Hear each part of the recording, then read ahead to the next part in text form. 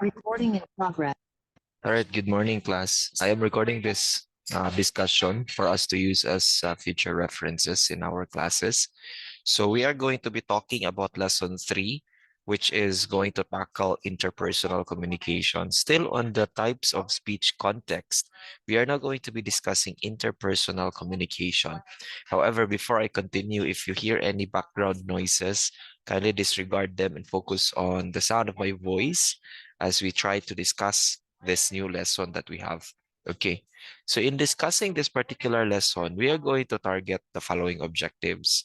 First, we are going to identify what interpersonal communication is and demonstrate appropriate verbal and nonverbal behavior for interpersonal communication.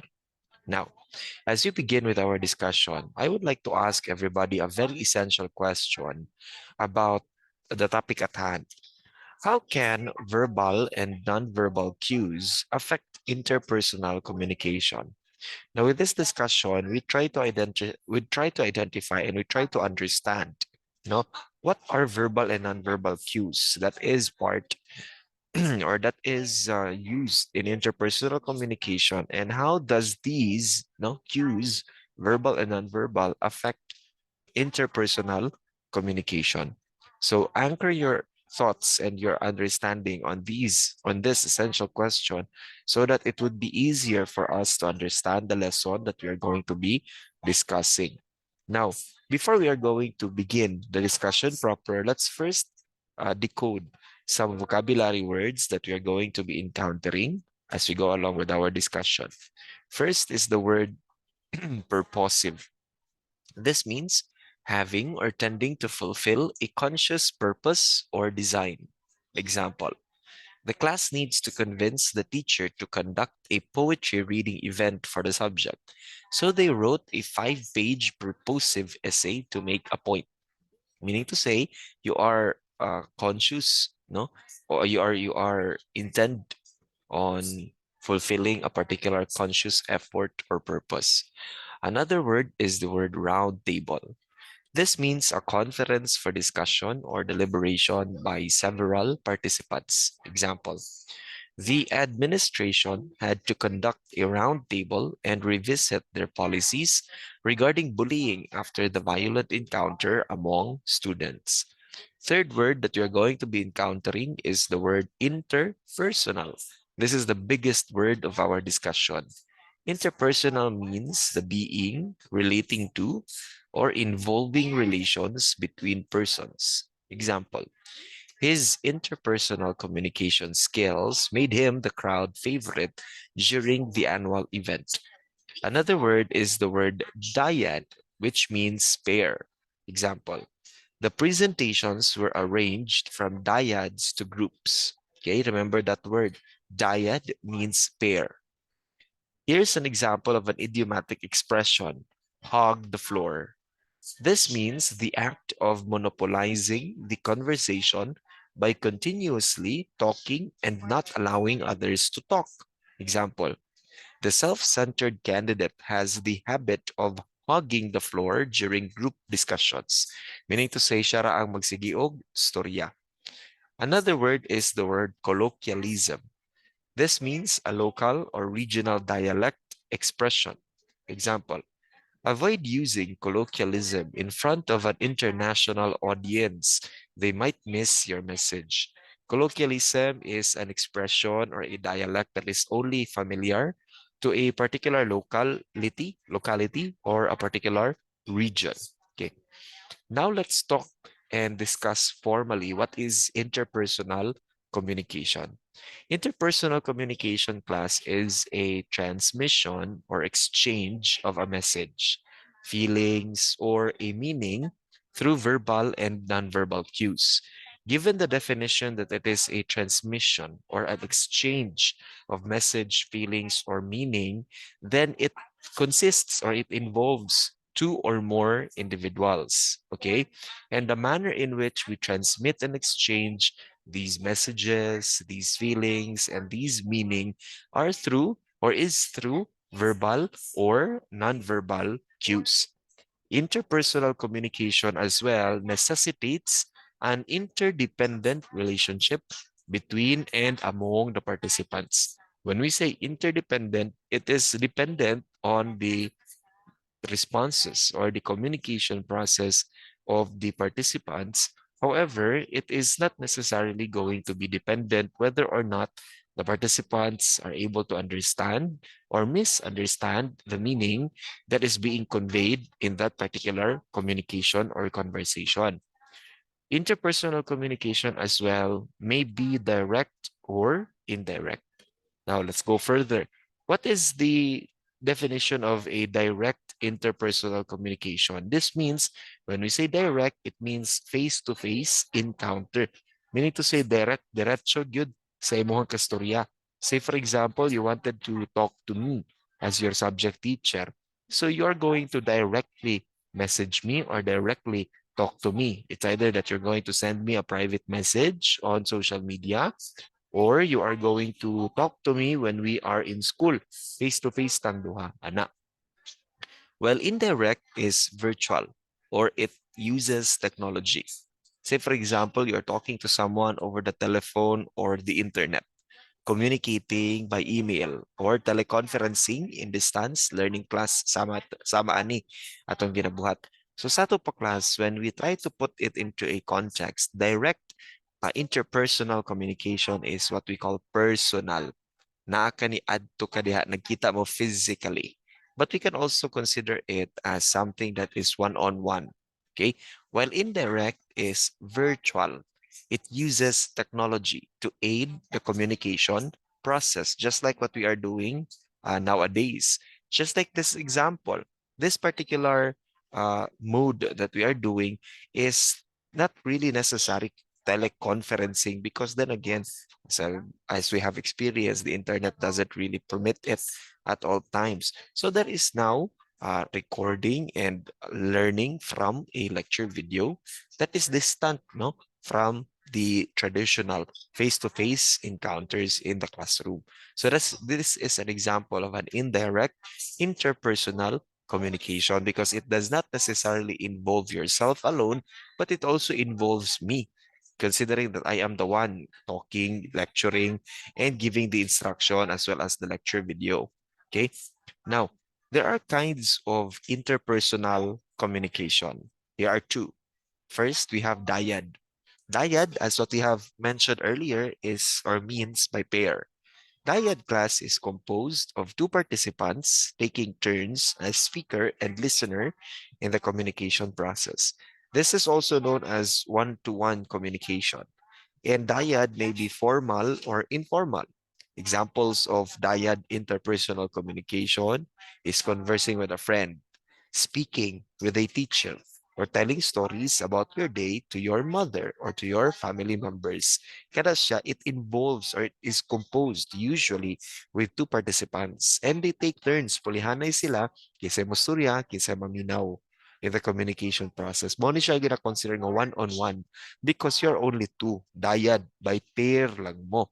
Now, small group is composed of three or more participants who engage in discussion to achieve a common goal like problem solving, performing a task, or deciding on something.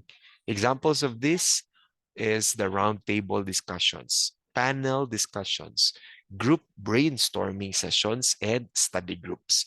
So Koganiha, dyad is consisting of two participants taking turns as speaker and listener. Small groups is composed of three or more participants that engages in discussions that help them achieve a common goal and such problem solving, performing a task, or deciding on particular decision or something. What do we do that or how do we do that? Muna na siya, round table, panel discussion, brainstorming, or study groups. Now, how do we effectively communicate in an interpersonal speech context? How do we do that? First, we need to know the objective of the communication. We need to understand unsa may tumong og tinguha nganong kailangan manato mo communicate sa tao. We need to let the other participants speak. Dili pwede nga kita ray magsigig storya. We need to hear from all the members of the group or the interaction. Say for example, in a family discussion, You are 11 in the family and you're talking about a particular issue or a particular experience. So you let every member or every participant of the discussion talk or speak, because ultimately it is an effective manner to conduct interpersonal speech communication or interpersonal communication per se, because you are letting everybody have the opportunity to speak their mind and to give their or voice out their opinion. You also need to observe the other participants' nonverbal behavior, because ultimately, by observing nonverbal behaviors, you're also able to capture the intent, the purpose of the participant. Whether or not the participant is telling the truth, the participant is trying to make excuses, or the participant is trying to lie to you. You need to observe the participant's nonverbal behavior, because from nonverbal behaviors, there now comes the understanding of how your participant is or what your participant is thinking or feeling at that moment. Say, for example, when you're talking to someone and then you see that they cannot look you in the eye or they have difficulty in looking straight to your face, then you can interpret that that person is either lying, intimidated by you, ashamed, etc., etc. So there are different interpretations as well when we observe the participants' nonverbal behavior. And lastly, you need to use words that are appropriate for the situation. Given the context that we are engaged in different situations, we need to use appropriate words in order for us to not only become polite or not only become ethical, but also for us to be able to know and understand what the person is talking about. Say, for example, you are in a formal gathering, then you're expected to use words that is appropriate for the gathering. So you need to know in advance what are these words that you need to understand or you need to use, no, in order for you to become what do we call this, adequate to the nature or to the level of or to the form of event that you are in. Say for example, usapan ng pamilya. You are with your parents, you are with your siblings, older or younger siblings, then you need to use appropriate words depending on your situation. Say for example, there are 5 of you in the family. Your parents, duha, and then tulo mo anak. You are the middle child, ikaw ay ikaduhang anak. So you also need to understand how are you going to approach the situation when the 5 of you in your family is going to talk about something that is sensitive, something that needs to derive from a particular decision by the entire family. So since you are the middle child, you need to listen. And then when you're asked to give your opinion, you use words that will not offend, no, the 3 elder members of the family and the youngest member of the family. So you also need to observe your nonverbal behavior as well as the nonverbal behavior of the other participants in that discussion or in that communication process. Because by knowing these steps, class, you are again able to achieve effective communication, no, that is sometimes that is being overlooked by us, labi na kung spontaneous kayo ang mga panghitabo. We don't know how to identify the objectives of the communication. And then muna na magratol na ta, that's why we panic, that's why we misunderstand things, we misquote people. And then we also need to let other participants speak or talk. Na naman, not only is a person an effective communicator when he knows how to speak, a person is also an effective communicator when he knows how to listen and regulate the discussion by letting everybody talk. Okay. And again, the use of words, appropriate words for the situation is very, very important. So if the situation calls for you to be a little bit serious, a little bit formal, or smart casual, then you need to appropriately determine what words that you're going or determine what appropriate words you're going to use. Kapag ka pwede naman na medyo laid back lang, chill lang, tambay lang, no, relax lang with a barkada, tripping lang, then you also need to understand that the words that you're going to use is not only appropriate for being laid back, relax, and rest and relaxation, but it also always needs not to be offensive to the person. So there should always be responsibility and sensibility. No, because effective communicators are those who can communicate well, and can derive decisions, can derive consensus that will help determine what could be the probable cause, why these things are happening, or why this thing is occurring, no, or why what needs to be determined, what needs to be decided upon. Okay.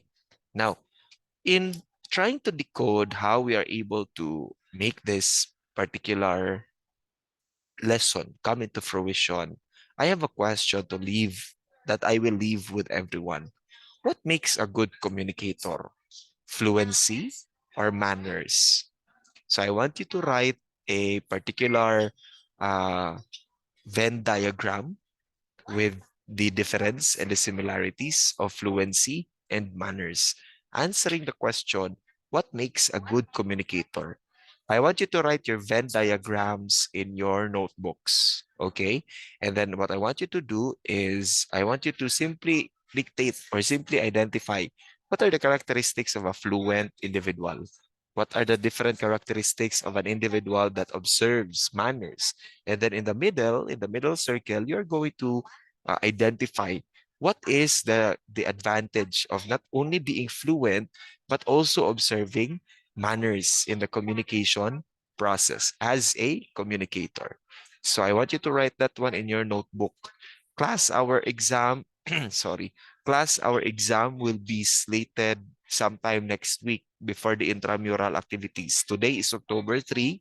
Possible that we are going to have exams sometime next week or the week after next. I will be checking your notebooks by then. So I would like to again repeat and reiterate my instructions that you write your activities or assessment answers in the notebook. Okay? Klaro na siya ha? And then I will be collecting your notebooks. Possible that I might ask the guard to just I might ask you to just leave your notebooks in the guardhouse. Magbilin lang ko nganha og either boxes or sudlanan per section, no? Para dito lang ninyo ibilin, and then I will check your notebooks. I will give grades basically. And then I will also let the notebooks constitute good grades depending on the presentation. Kung hanay ba ang mga answers in the notebook, klaro ba ang date, klaro ba unsa ni siya nga unit number, unsa ni siya nga lesson number, ang topic i-indicate ba, and then ang answers, klaro ba. Ana lang akong gipangita. So simply put, if you're going to write your answers in your notebook, I should see there the date where I gave you the task or I gave you the assessment, the unit number, the lesson number, and then the topic. Say for example, Unit 4, Lesson 3, Interpersonal Communication. Ana lang. And then you write your Venn diagram.